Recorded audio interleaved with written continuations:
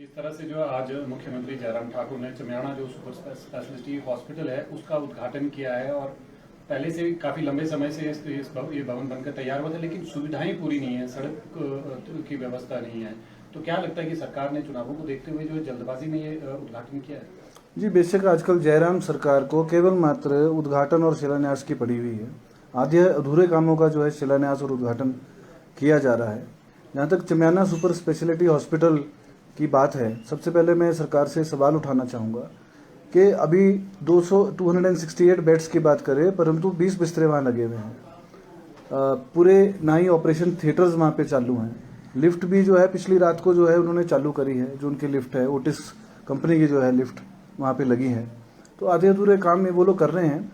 और जहाँ तक सड़क की बात है, हमने पिछली प्लानिंग की मीटिंग में भी मुख्यमंत्री को प्रपोज भी करा था और बोला भी था कि ऑल्टरनेट रोड जो है वो हाउसिंग बोर्ड से होके चमियाना और गांव से होके जो है वहाँ कनेक्टिविटी होनी चाहिए, क्योंकि अभी प्रेजेंट सड़क जो वहाँ पे है वो उसके हाल बहुत दयनीय है। एक सिंगल 3 मीटर की केवल मात्र 10 फुट की सड़क है। और जिस दिन वो हॉस्पिटल चालू होगा, जिस दिन वहाँ डॉक्टर्स जाएंगे और पेशेंट्स शुरू होंगे, 24 घंटे का ट्रैफिक जैम जो है भट्टा कुफर चौक के ऊपर लगने वाला है। सरकार को ये ज़रूर देखना चाहिए कि सुविधाएं अगर आप लोगों को दे रहे हैं तो वो प्रॉपर ढंग से हो, ना कि उनकी दिक्कतें बढ़ाने के लिए हो। और जहाँ तक चमियाना हॉस्पिटल की, अभी आपने जैसे चमियाना और शुराला हॉस्पिटल की बात करी, तो मैं आपके माध्यम से चमियाना पंचायत के निवासियों का और मल्याण पंचायत में जो शुराला गांव पड़ता है उनके निवासियों का धन्यवाद भी करना चाहूँगा, जिन्होंने 260 बीघे ज़मीन जो है पिछली सरकार के समय जो है उसकी एनओसी दी थी। उनकी अपनी चरांद थी, वहाँ पे वो घास काटते थे। और सरकार को मैं भी ये भी बोलना चाहूँगा कि जो जनप्रतिनिधि होते हैं, उस क्षेत्र के एमएलए होते हैं, उनको भी इनवाइट करना चाहिए और उनके भी जो नाम है, क्योंकि ये जो स्कीम है ये कोई 4 साल में बन के तैयार नहीं हुई है, 5 साल में। पूर्व सरकार वीरभद्र सिंह जी के टाइम में इसका शिलान्यास हुआ था, उनके समय में इसके टेंडर हो गए थे। उनके समय में, पिछली सरकार के समय में जो है इस हॉस्पिटल के जो है FCA केस हुआ था और 268 करोड़ जो है ऑलरेडी जो है पिछली सरकार के समय आ गए थे। इन्होंने तो केवल मात्र जो है काम शुरू करवाया है और शिलान्यास और उद्घाटन जो है करे हैं। तो मैं समझता हूँ कि जनप्रतिनिधियों को भी सम्मान देना जयराम जी को आना चाहिए। मुझे याद है पिछली विधानसभा में जब वो केवल मात्र MLA थे, 2012 के बाद 13 के बाद जो केवल मात्र MLA थे, वो ज़ोर ज़ोर से उठ के बोलते थे, रिकॉर्ड के ऊपर बात है, माननीय वीरभद्र सिंह जी को, कि हमारे क्षेत्र में जो उनका क्षेत्र सराज का क्षेत्र है, कि वहाँ MLA को, जो प्रेजेंट MLA है जो जयराम जी थे, कि उनको पूछा नहीं जा रहा है और शिलान्यास और उद्घाटन किए जा रहे हैं, कि हमारे को भी पूछना चाहिए। तो मैं समझता हूँ कि वो बातें शायद जयराम जी जो है भूल गए हैं, हेलीकॉप्टर के मुख्यमंत्री रह गए हैं, ज़मीनी हकीकत पता नहीं है। और मैं सोचता हूँ कि आज भी उनको हेलीकॉप्टर से जाना चाहिए था। सड़क से जो वो गए हैं तो उनको पता है कि सड़क के क्या हाल है, वो अपनी आंखों से उन्होंने शायद देख लिया और उस पर अमल करेंगे। क्या लगता है जिस तरह से सुपर स्पेशलिटी हॉस्पिटल बनाया गया है, दूसरी तरफ IGMC हॉस्पिटल है नज़दीक इसमें, लेकिन वहाँ पर जिस तरह से अगर देखा जाए जो सुविधाएं होनी चाहिए थी उस हॉस्पिटल में वो नहीं है, उसके लिए भी जो मरीजों को जो है IGMC आना पड़ेगा। कहीं ना कहीं आपको लगता है कि ये जो हॉस्पिटल है पूरी तरह से सुविधाओं से लेस होना चाहिए था? उसके बाद डॉक्टरों की तैनाती होनी चाहिए थी। अभी डॉक्टरों की तैनाती क्या कर दी गई है वहाँ पर कि जो स्टाफ बैठना शुरू हो जाएगा वहाँ पर? देखिए, ना तो जहाँ तक हॉस्पिटल की बात है, हम स्वागत करते हैं और धन्यवाद करते हैं पूर्व मुख्यमंत्री स्वर्गीय वीरभद्र सिंह जी का, जिनकी दूरदर्शिता के कारण ये हॉस्पिटल जो है आज यहाँ पे खड़ा हो पाया है। उन्होंने 3 बारी खुद इस जगह को विजिट किया था। और जहाँ तक सुविधाओं की आप बात कर रहे हैं, देखो इतनी बड़ी चीज़ है, करीब कम से कम 2000 करोड़ रुपए का निवेश जो है इस हॉस्पिटल में होना है। एक दिन में तो नहीं हो सकता, ये हम भी समझते हैं। चरणबद्ध तरीके से होना है। अभी एक ब्लॉक का उद्घाटन हुआ है, लेकिन एक ब्लॉक का अगर उद्घाटन किया था इन्होंने, क्योंकि IGMC जो है उसमें 4000 पेशेंट्स तो OPD के रोज के आते हैं, डॉक्टर्स की कमी है हमारे पास।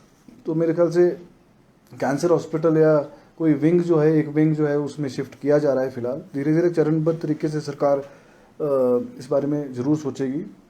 10 दिन में इलेक्शन है, जो हमारी कांग्रेस सरकार बनने जा रही है, इसको जो है हम ज़रूर वॉर स्तर पे जो है, क्योंकि IGMC का रश कम हो सके और लोगों को सुविधा मिल सके। मैं एक और बात आपको बताना चाहूँगा कि इसी हॉस्पिटल की ज़मीन 260 बीघे जो ज़मीन है, इसके बीच में से 4 लेन का प्रपोजल ऑलरेडी है। इसके बीच में से 4 लेन जाएगा और इसी के तहत जो है मंजूरी हुई थी हॉस्पिटल की, जो पर वो ना 4 लेन बन रहा है और मैं सरकार से ये भी आग्रह करूंगा कि सख्त निर्देश जो है NHAI को, national highway authority of India को दिए जाएं, ताकि जो है 4 लेन का काम भी जो है वो तेजी से बढ़ाया जाए।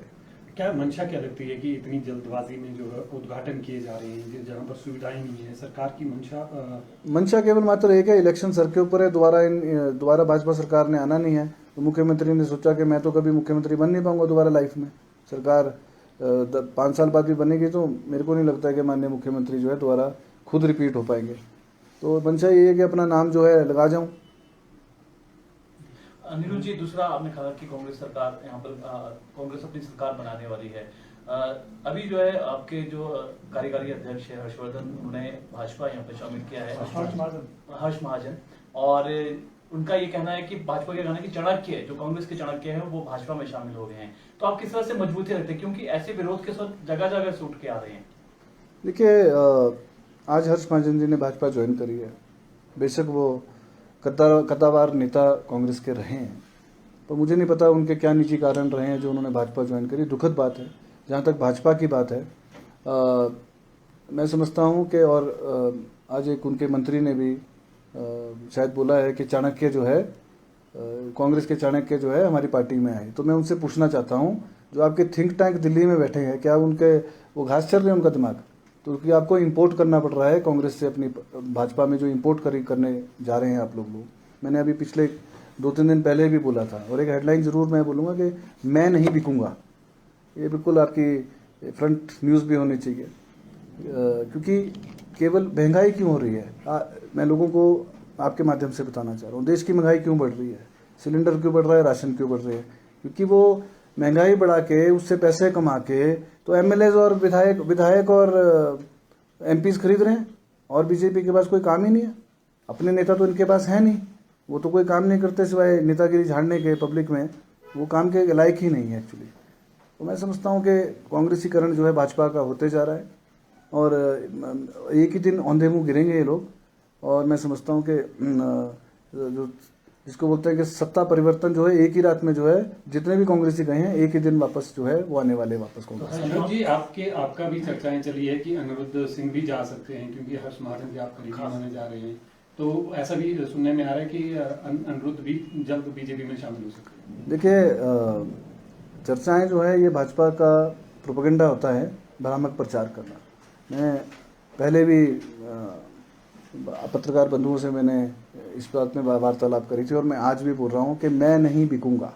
और जनता से भी अपील करता हूँ, जो ये लोग छोड़ के जा रहे हैं, ये आप लोगों से धोखा कर रहे हैं। आप लोगों ने नेताओं को, आप किसी को भी वोट डालते हैं, एक पार्टी देख के वोट डालते हैं, एक शख्सियत देख के वोट डालते हैं, और जीतने के बाद वो सत्ता के लालच में, पैसे के लालच में जो इधर उधर जा रहे हैं, इनको जो है जनता ही सबक सिखाएगी। और अपील भी मैं लोगों से, पूरे हिमाचल के प्रदेश के लोगों से करूंगा कि ऐसे लोगों को जो दल बदल करके जा रहे हैं, उनको वोट ना दें, और उनको सबक सिखाने के लिए उनको जरूर एक बारी जमीन का मुंह देखें और उनको हराएं।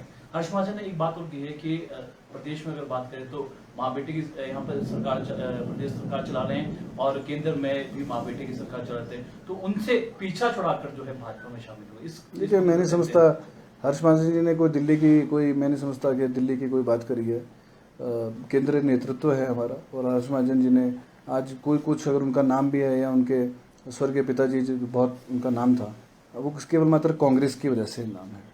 जहाँ तक और जो हमारे देश के नेता हैं, चाहे माननीय राहुल गांधी जी है, सोनिया गांधी जी है, उनका बलिदान तो सबको देखना पड़ेगा। उनके परिवार ने जो है देश के खातिर, लोगों के खातिर, उनका अपना स्वार्थ कोई नहीं था। जो उन्होंने, इंदिरा गांधी जी शहीद हुए हैं, स्वर्गीय राजीव गांधी जी शहीद हुए हैं, उस बात को कोई नकार नहीं सकता पूरे हिंदुस्तान में। जहाँ तक प्रदेश की बात है, वो मैं समझता हूँ कि अपने हर्ष महाजन जी के अपने इशू जो हैं, जो स्टेट की हमारी लीडरशिप है, चाहे हमारे PCC हैं जैसे आपने बात करी, या और कोई अन्य नाम है, तो उनके हो सकता है व्यक्तिगत कारणों से उन्होंने जो है मन मुटाव या मनभेद के कारण जो है उन्होंने ये बात करी। बीच में एक बात कही कि मोदी ही ऐसे शख्स हैं जो पूरे देश को एक सूत्र में पिरो सकते हैं, और मैंने बड़ी मुश्किल से कांग्रेस से पीछा छुड़ाया है। देखिए, रोका तो पहले भी नहीं किसी ने था, और आप अगर उनके देखिए, वो अच्छे नेता हैं, मैं ऐसा नहीं बोल रहा हूँ। वो हमारे साथ काफ़ी अच्छा समय हम लोगों ने साथ गुजारा है और उनसे काफ़ी कुछ सीखा भी हमने। ये कोई बोलने वाली बात नहीं है, पर जहाँ तक मोदी साहब की बात उन्होंने करी, मोदी साहब की एक सूत्र में पिरोने वाली बात कर रहे हैं, तो आप पिछले हफ्ते के उनके इंटरव्यू आप उठा के देख लें, उन्होंने मोदी साहब के लिए क्या बोला है। मुख्यमंत्री ने भी इसमें कहा है कि एक तरफ राहुल गांधी अगर बात करें तो भारत जोड़ो यात्रा कर रहे हैं और यहाँ पर कांग्रेस छोड़ो जो इनके नेता यहाँ पर मुहिम यहाँ पर चलाई हुई है, इसमें आप क्या कहेंगे? देखिए, मैंने बोला भारत जोड़ो जो है वो राहुल गांधी जी ने जोड़ना किसको है? जोड़ना सांप्रदायिक ताकतों को है, जो देश विदेश में बंटवारा जाति के नाम पे, धर्म के नाम पे, ऊंच नीच के नाम पे, अमीर गरीब के नाम पे जो कर रहे हैं, उनको जोड़ने की बात राहुल जी ने करी है और उन्होंने पूरे देश में भारत जोड़ो यात्रा जो है वो चलाई है। जहाँ तक कांग्रेस छोड़ो की बात आप कर रहे हैं, कांग्रेस कोई अपनी मर्जी से नहीं छोड़ रहा है। ये लोग ईडी का दबाव बना रहे हैं, ये लोग इनकम टैक्स का दबाव बना रहे हैं, किसी न किसी तरह से ब्लैकमेल कर रहे हैं, कुछ नहीं मिला तो पैसों का लालच दे रहे हैं। मुझे भी माननीय मुख्यमंत्री के फ़ोन आए हैं, मुझे भी ऑफिस बुलाया गया है, ऑफिस बुलाया था और डराया धमकाया गया था। तो इसमें कुछ ये तो अपने ऊपर डिपेंड करता है, आप डरोगे या नहीं डरोगे, या बिकोगे या नहीं बिकोगे। लास्ट में ये बोलना चाहता हूँ कि हाँ, एक नेताओं को जो अगले चुनाव में लोग आप लोग वोट डालें तो उनसे नेताओं से ज़रूर एक एफिडेविट लें कि मैं नहीं बिकूंगा। तो ये ईडी की आपने बात की, तो क्या आपको क्या लगता है कि हर्ष महाजन के ऊपर भी ईडी का दबाव था यहाँ पर, तब उन्होंने भाजपा यहाँ पर ज्वाइन की है? देखिए, आंकलन नहीं लगाया जा सकता है। वो 2007 के बाद उन्होंने कभी चुनाव नहीं लड़ाए, वो भी उनके निजी कारण थे, कभी पब्लिक के सामने तो आई नहीं है, क्यों नहीं लड़े थे।